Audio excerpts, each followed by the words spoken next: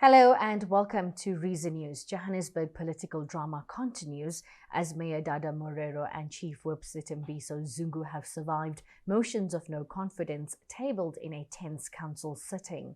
The votes, which took place on Wednesday, came amid mounting criticism of the city's leadership and persistent service delivery challenges.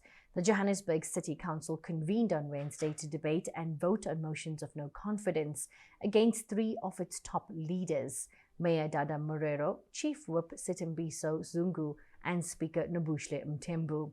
The motions were brought forward by opposition parties, most notably the Patriotic Alliance, citing widespread service delivery failures and governance concerns. Mayor Morero, who has held office for just 10 months, faced the DA's motion accusing him of presiding over a city in decline, with basic services crumbling and communities being neglected. The DA's Johannesburg caucus leader Belinda Kayser-Echeozonjoku described the administration as marked by mismanagement, patronage networks, and a disturbing lack of transparency. When the votes were counted, Mayor Morero survived with 144 councillors voting against his removal, 75 in favour and 43 abstaining. The ANC, EFF, Patriotic Alliance and several smaller parties rallied to his defence, while ActionSA, despite being a key player in Morero's initial ascent to the mayorship, abstained from the vote. The Chief Whip, Sithembiso Zungu, also retained his position with 179 votes against his removal, 69 in favour and 6 abstentions. However, the Speaker, ActionSA's Mpho, was not as fortunate. She was removed from her post, leaving the city temporarily without a speaker and requiring a special council sitting to elect a replacement. Morero stood to applause and singing from his ANC caucus, shaking hands with supporters as he expressed relief at the outcome. Here's a video from the SABC News. The mayor of Johannesburg, Dada Morero, who has just survived a no-confidence motion. Mr. Mayor, yesterday when we spoke to you, you said you were very confident. You had 140 votes. Where did the extra 4 come from? Now remember what constitutes the current coalition. Our total number is 147. And you are aware that the ANC lost a councillor and there were 2 more councillors that could not make it from the coalition as it stands. So we were confident. We've had meetings, we've discussed issues, and by last night we then concluded in preparation for this meeting today. So it went well. How are you feeling right now after that victorious moment? I know you were expecting it, but how does it feel to have this behind you now? No, it's okay. It was not something that is worrying, except that what's worrying is that the DA could not present quite convincing arguments in the chamber. One had expected them to really present arguments, but they did not prepare adequately. That's what I've also noticed, which also gives an impression that there are challenges of capacity within the caucus leadership, because their statements were quite very low. They could not really present a strong and valid and solid argument on why they are presenting a motion of no confidence. So I guess in essence the DA wasted our time in council.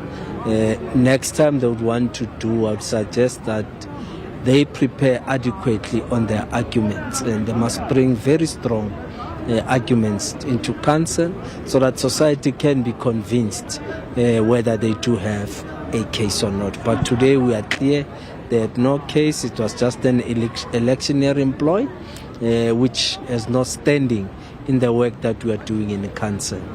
What's the future of the relationship between the ANC and ActionSA, given that they did not vote, they abstained from the vote of no confidence, but we saw them voting again to defend the Chief Whip of Council. What does that mean for this relationship? Are they still a part of the government of local unity? Are they not? Have they ever been? Well, in the discussions that we have been having, as you know, since the beginning of May, we have been having meetings in discussion on the relationship between ourselves and ActionSA. We agreed that the discussions and negotiations would continue regardless of their current stand that they took. So on Monday when we concluded, we said, look, it's fine. This is your position, and the ANC will also take a position, but does not mean we are closing on the engagement, further engagements and negotiations, because it's in the interest of the ANC to bring everyone into this arrangement so that we can stabilize Johannesburg. You can see there are movements that we're doing, there are projects that we're beginning to see and injecting life.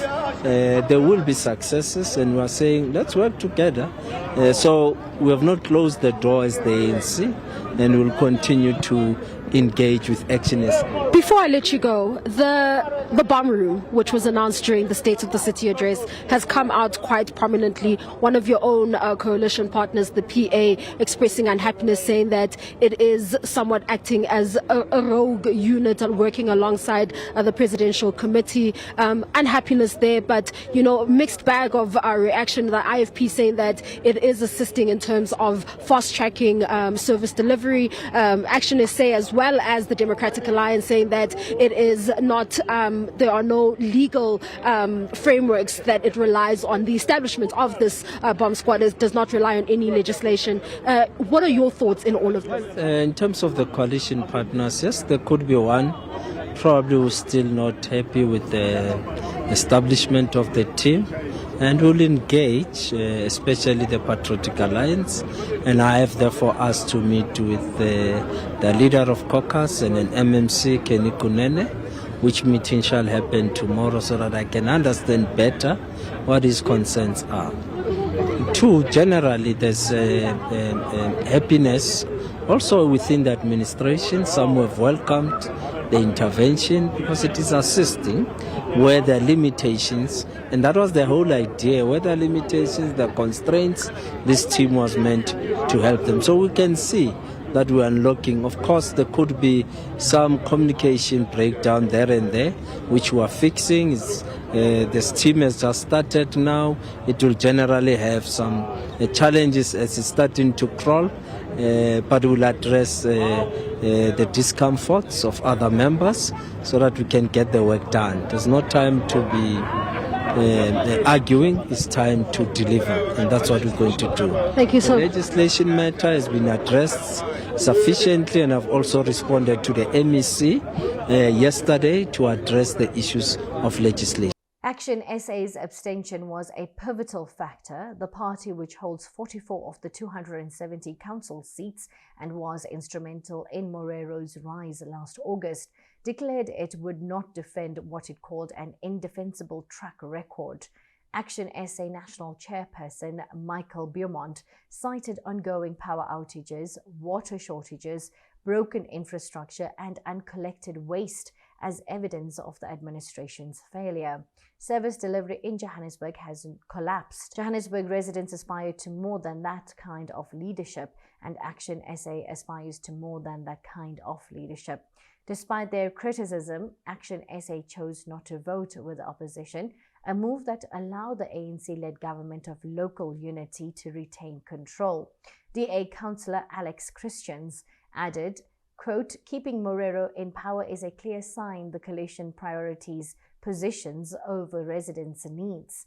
Those who witnessed this today will see it for what it is, political self-preservation at the cost of service delivery," unquote. On the streets and online, residents are voicing frustration. Hashtags like #JoburgFail and #CoalitionChaos trended as citizens expressed exhaustion with what they see as a political circus. Johannesburg has seen 4 mayors in under 3 years, with each new coalition built on fragile trust and backroom deals rather than a shared vision. The removal of the speaker and the shaky hold of the current mayor highlight ongoing instability. With the speaker's seat now vacant, the city manager will preside over council meetings until a new speaker is elected. This leadership gap, combined with persistent coalition tensions, raises questions about the city's ability to implement long-term strategies and restore basic services. The ANC-led government of local unity, bolstered by the EFF, PA and smaller parties, remains in control, but the cracks are clear. The coalition's survival has come at the cost of public trust, with critics warning that political maneuvering is being prioritized over urgent governance needs. Analysts say unless the city's leadership can deliver tangible improvements, further motions of no confidence and coalition reshuffles are likely in the coming months. The heart of the crisis remains service delivery. Johannesburg residents continue to face daily challenges: power cuts, water outages, broken traffic lights, and deteriorating infrastructure. The DA and ActionSA argue that these failures are the direct results of poor leadership and lack of accountability. Mayor Morero's administration insists it is working to address these issues, but many residents remain skeptical. The immediate priority for the council is to elect a new speaker. The city manager will call a special sitting for this purpose, and the outcome could further shift the balance of power in the chamber. Meanwhile, the mayor and chief whip will need to rebuild consensus within the coalition and demonstrate progress on service delivery if they hope to avoid future challenges to their leadership. Johannesburg's mayor and chief whip have survived unsuccessful motions of no confidence, but the city remains mired in political instability and service delivery woes. With coalition cracks exposed and public frustration mounting, the coming weeks will be critical for the city's leadership. We will continue to monitor developments and bring you updates as the story unfolds. Thank you for joining us. Until next time, stay informed, updated, and curious.